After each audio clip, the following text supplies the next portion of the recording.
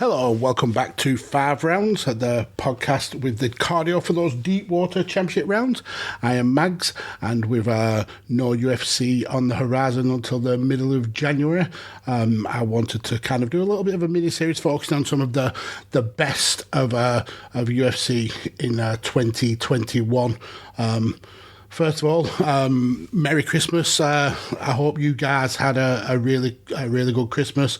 This episode will be dropping in that kind of like that middle point between Christmas and New Year. So I hope you had a really good time, and I hope you had got all the gifts that you wanted, and whatever kind of a denomination of the holiday season you subscribe to. I hope you had a fun time with lots of good food, good drink, and good company.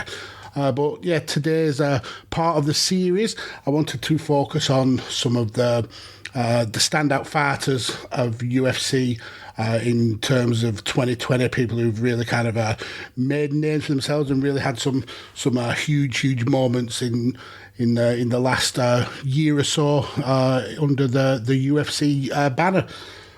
So firstly, we'll go to someone who had one of the more outstanding kind of upsets of the year, Juliana Pena. Started the year pretty convincingly when she subbed Sarah McMahon. Went into almost a hunter mode when she wanted to really push for that title match against Amanda Nunes, and eventually was able to secure that match earlier in the month, so almost a year down the line, and she made the absolute best of it and got the second round submission to end Nunes' run as bantamweight champion and to become a champion in her own right, the first Venezuelan champion, the Venezuelan vixen. So yeah, first one is Juliana Pena. Sticking with the women, I want to focus on Marina Rodriguez. She's quite soft spoken, but in 2021 she had 3 fights and won all 3 against some incredibly formidable opponents. First of all, beating Amanda Ribas, and then was able to best the karate hatter in Michelle Waterson, and then rounded off the year with a victory against Mackenzie Dern. Certainly puts her in contention for a title shot at 115. Whether she'll be next in line for Rose Namajunas, who's to say? But yeah, it's been a really good year for Marina Rodriguez. Next, let's take a look at Glover Teixeira, the current UFC light heavyweight champion.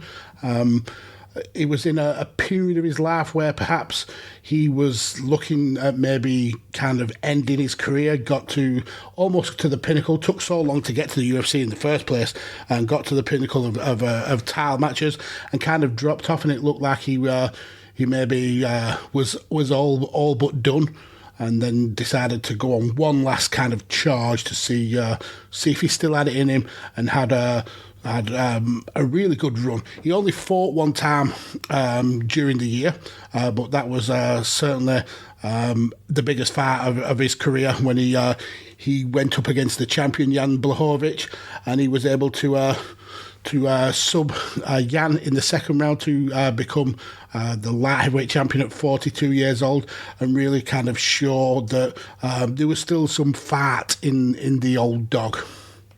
Next up, let's drop a few weight divisions to the flyweight division. Let's have a little talk about Brandon Moreno. Started this kind of a period that I want to talk about at the end of last year, actually, December 2020, when he took Davison Figueiredo to the limit, and Figueiredo, who was an absolute killer at this weight.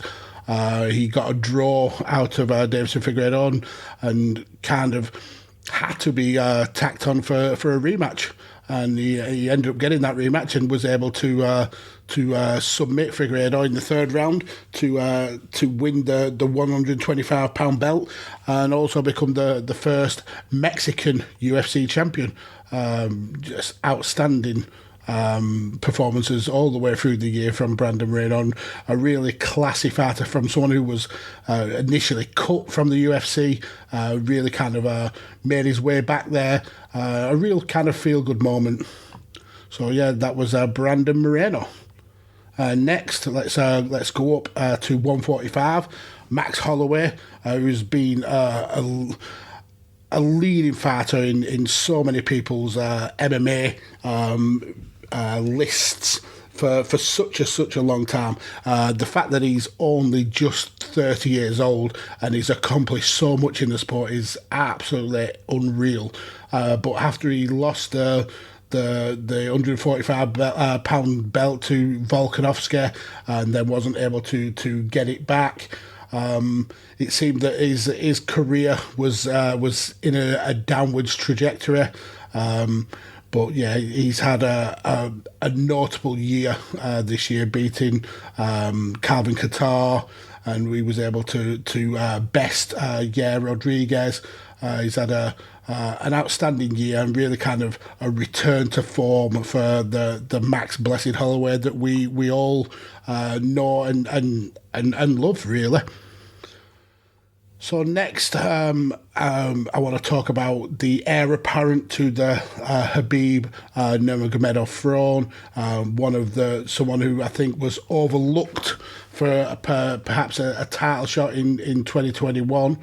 Somebody who's been overlooked in terms of fights by a lot of fighters. A lot of fighters are absolutely terrified to even entertain the idea of entering the octagon with him. So this is Islam Makhachev.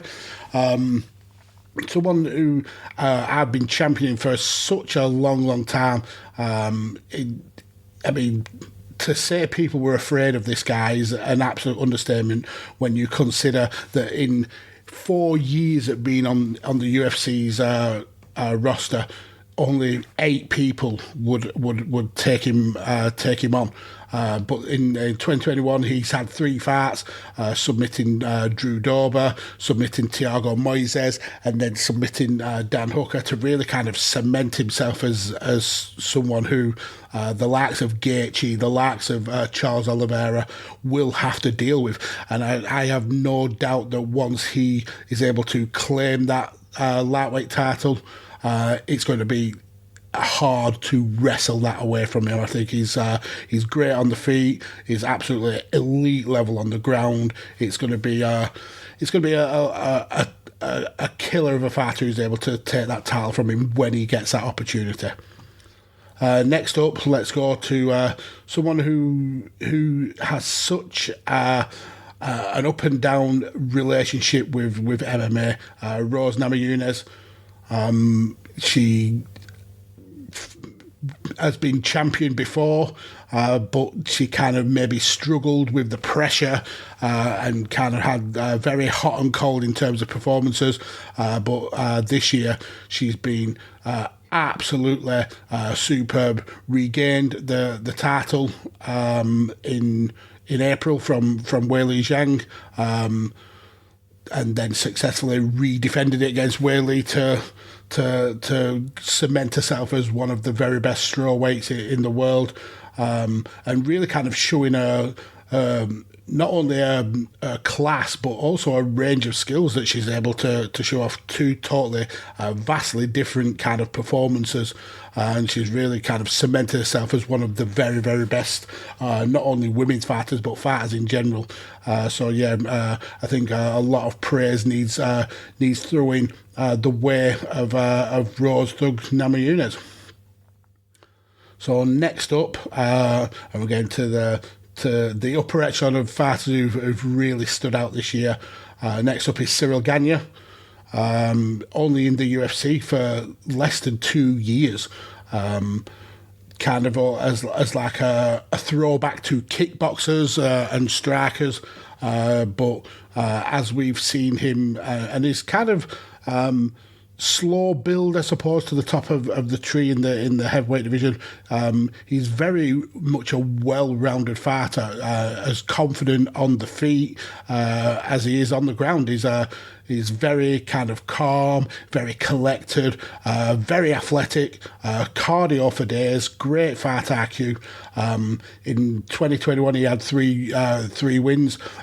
First starting with the finish of Rosenstruik, one of the hardest hitters in the division, someone who was tacked on for potentially being a future world champion. Cyril Ghania made him look very, very ordinary.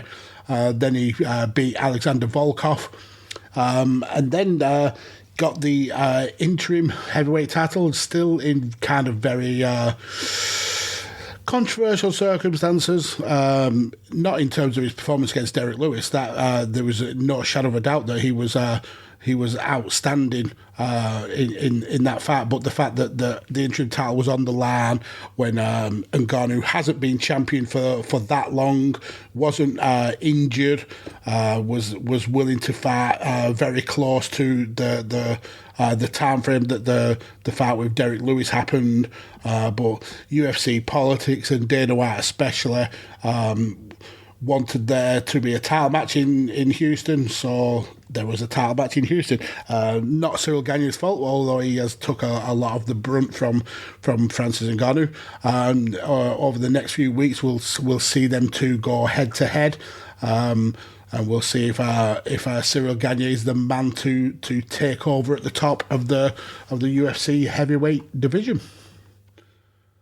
So next, I think I'm going to have to go with Charles Oliveira, someone again who I've really had championed on Radioteca's, someone who's been overlooked a hell of a lot in terms of when he should be getting a title shot, and I think a lot of it boils down to him maybe being so soft spoken, being especially in that lightweight division, you have to have a loud personality to kind of get your name out there when you're looking at the likes of Conor McGregor's, you're looking at the likes of Michael Chandler's, all really kind of big personalities, and Charles is very unassuming, but what he is good at is he's got elite level ground game.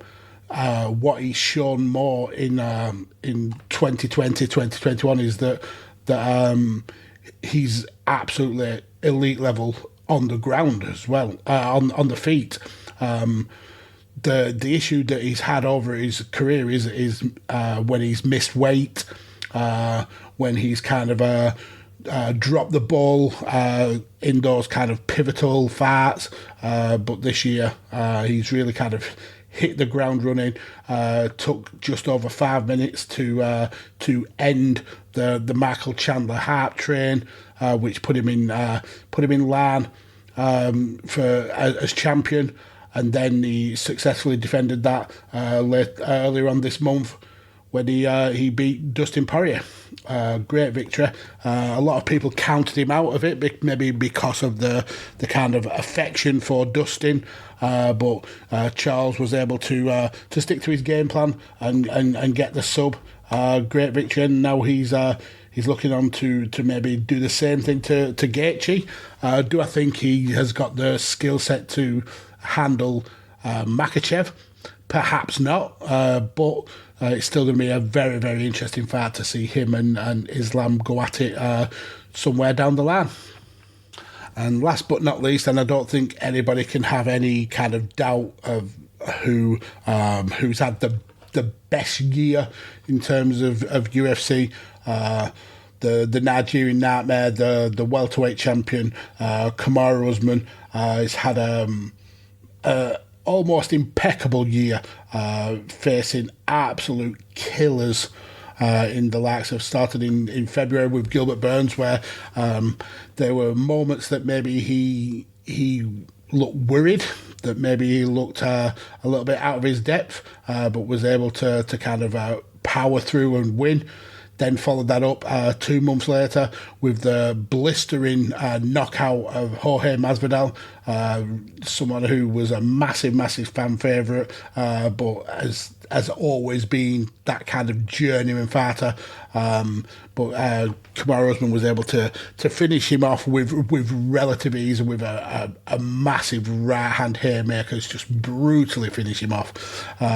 And then in November, he finally put an end to the shit talking of Colby Covington, beating him for the second time, to really kind of cement himself as the best welterweight in the world today, and arguably the best welterweight in the world ever, and arguably potentially the best pound for pound fighter that UFC's ever seen. So yeah, those are some of the big names in terms of people who've had great years, and there's been so many. I mean, UFC have been amazing at keeping the content flowing in this kind of pandemic world.